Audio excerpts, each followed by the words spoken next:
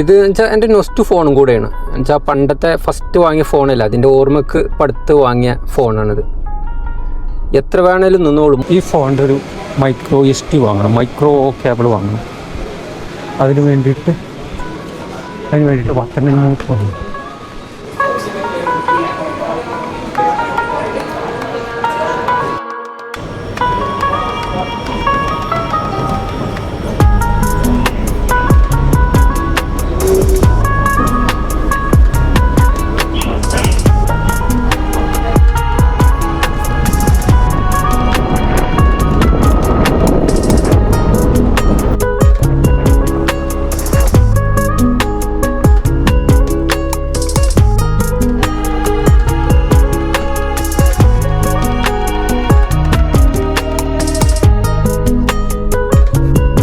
എനിക്ക് ആദ്യം കിട്ടിയ ഫോണാണ് നോക്കിയയുടെ 1100.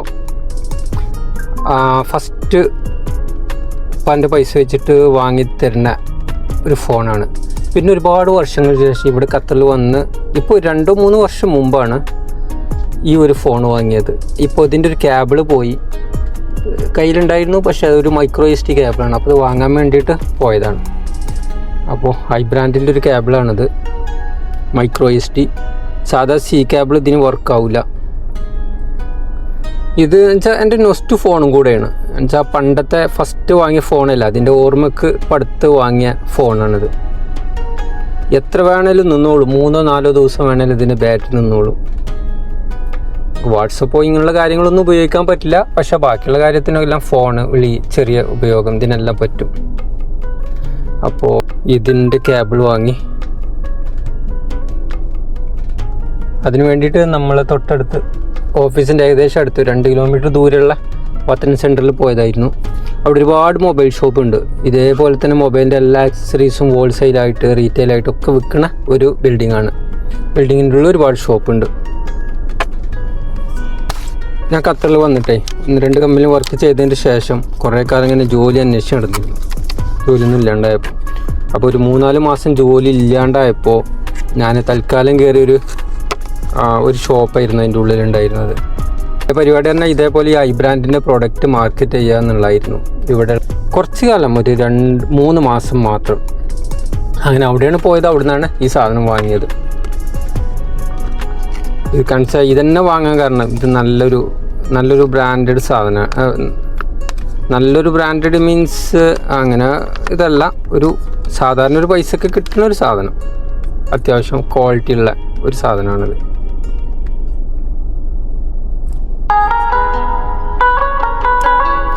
അപ്പോൾ ഇതിൻ്റെ ഉള്ളിൽ വരുന്നത് ഇത് മാത്രം കേട്ടോ, കേബിള് മാത്രം. ഏകദേശം 1 മീറ്റർ കേബിൾ. പക്ഷെ 1 മീറ്ററിൻ്റെ ആവശ്യമൊന്നുമില്ല, ഒരു 1/2 മീറ്റർ കേബിൾ മതി. ഒരുപാട് ഇതായി കഴിഞ്ഞാൽ എനിക്ക് ഒരുപാട് ഉപയോഗിക്കാനും വലിയ ബുദ്ധിമുട്ടാണ്. എന്തായാലും ഈ റബ്ബർ ഇതിമ്മ തന്നെ ഇടാം. കാണിച്ചാൽ ഒരുപാട് വലിച്ചു നീട്ടി വേണ്ട, ഇതിമ്മ തന്നെ ഇടാം.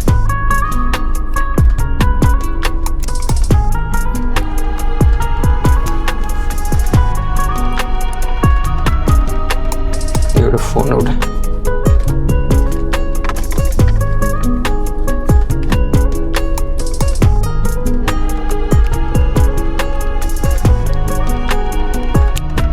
സെറ്റ്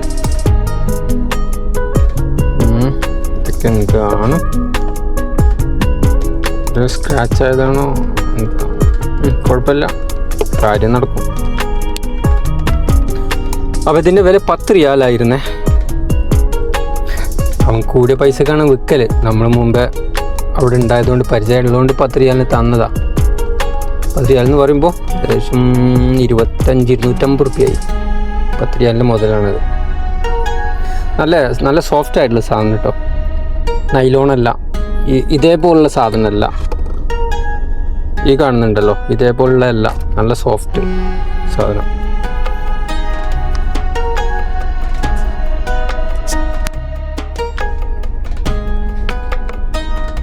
കേബിൾ ഒന്ന് ചാർജ് ചെയ്ത് നോക്കാം.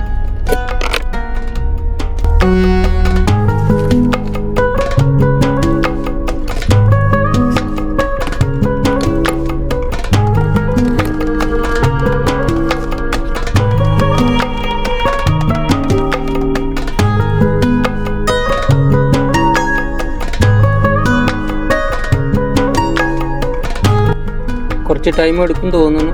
ഇപ്പോൾ കുത്തിയിട്ടല്ലേ ഉള്ളൂ. നന്നായിട്ട് ബാറ്ററി ഫുൾ ഇറങ്ങിയിട്ടുണ്ട്.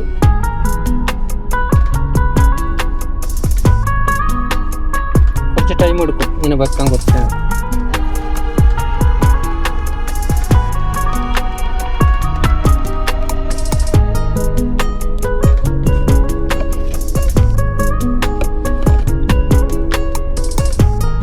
പെർഫെക്റ്റ് ആണ് കേട്ടോ, അടിപൊളി. നന്നായിട്ട് ചാർജ് ചെയ്ത്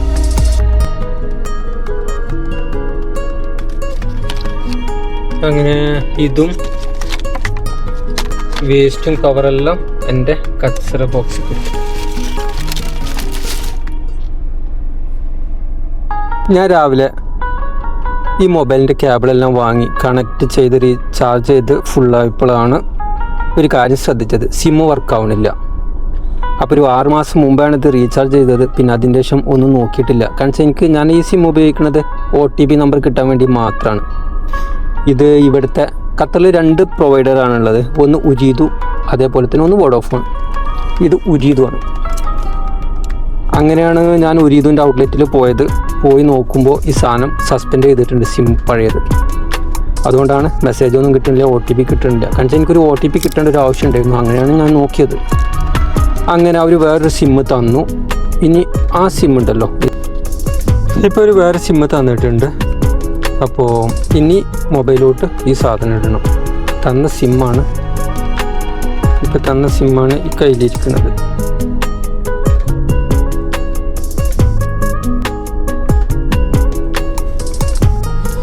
ഇനി ഇതിലേക്ക് കുത്തിക്കയറ്റാം.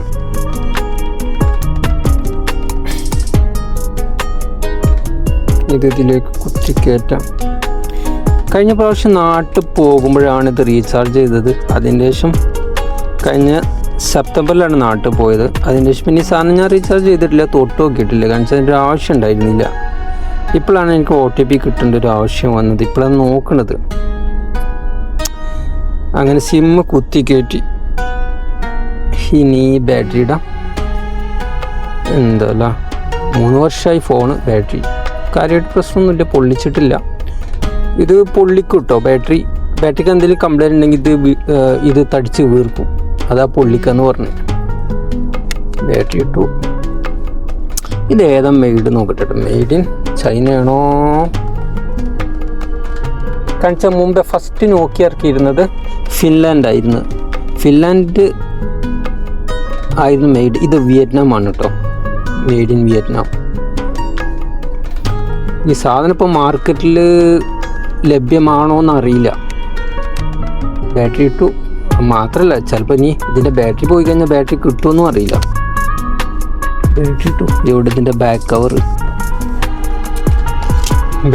കിട്ടി.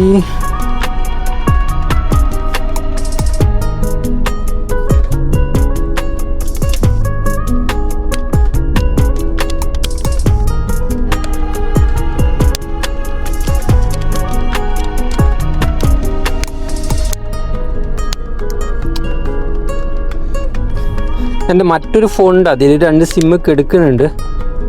ഒന്ന് നാട്ടിലെ സിമ്മും ഒന്ന് ഇവിടുത്തെ സിമ്മും. ഇവിടുത്തെ മറ്റൊരു സിമ്മാണ്. ഇതിലാണ് ഇവിടെ OTP എല്ലാം കിട്ടുന്നത്. ഓൺ ചെയ്ത് നോക്കട്ടെ സിഗ്നൽ കിട്ടുന്നുണ്ടോയെന്ന്. കാരണം മുമ്പേ 2 സിഗ്നലും കാണിച്ചിരുന്നില്ല. എന്താ മ്യൂസിക് അല്ലേ നോക്കിയുടെ. സിമ്പിള്. ഐഫോൺ പോലെ. ഐഫോൺ വെറുപ്പിടിപ്പിക്കണ മ്യൂസിക്കാണ്. അയ്യോ ഉരീതു. സിഗ്നൽ കിട്ടിയിട്ടുണ്ട്. ഡിയർ കസ്റ്റമർ മെസ്സേജ് വന്നു. CBSMS. ഇപ്പോഴാണ് ബാങ്കിൻ്റെ മെസ്സേജ് എല്ലാം വരുന്നത്. എത്ര OTP വന്ന് കിടക്കുന്നുണ്ടോ. ബാങ്കിൻ്റെ SMS എല്ലാം ഇപ്പോഴാണ് വരുന്നത്. ഓക്കെ. ഇതിനു വേണ്ടി അവർ ചാർജ് ചെയ്ത് 40 റിയാലാണ്. ഇനി മാസം കൂടുമ്പോൾ 10 റിയാലിന് ചാർജ് ചെയ്യണം. 10 റിയാലിന് ചാർജ് ചെയ്ത് കഴിഞ്ഞാലാണ് സിമ്മ് കിട്ടുക. അല്ലെങ്കിൽ പെട്ടെന്ന് സസ്പെൻഡായി പോകുന്ന അവർ പറഞ്ഞു. പക്ഷെ മുമ്പ് ഇതേപോലെ എല്ലാം പറഞ്ഞിട്ടുണ്ടായിരുന്നു. അതിന് 6 മാസം കിട്ടി. അപ്പോൾ ഇനി എനിക്ക് തോന്നുന്നു ഒരു 6 മാസം കിട്ടും ഇതേപോലെ തന്നെ. ഇപ്പം 40 റിയാലല്ലേ കൊടുത്തത്. ഒരു 6 മാസം കിട്ടും. 6 മാസം കഴിഞ്ഞതിന് ശേഷം പിന്നെ നോക്കാം. ഹല ഹല ഹല അപ്ഗ്രേഡ് യുവർ വേൾഡ്. ഹല കച്ചറയൊക്കെ എടുക്കട്ടെ.